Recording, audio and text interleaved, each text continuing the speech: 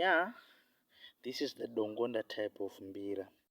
Imbira iyi imbira ndinogadzira ndichiti yakafanana makizi mamwe aruku akafanana nemamwe aruku.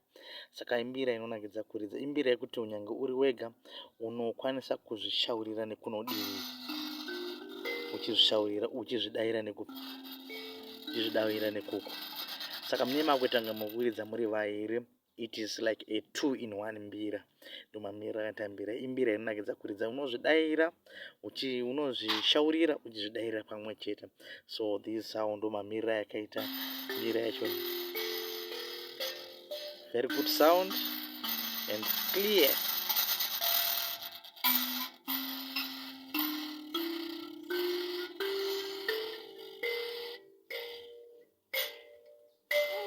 Kwete kuti zvinonzi mbira iri aiwa.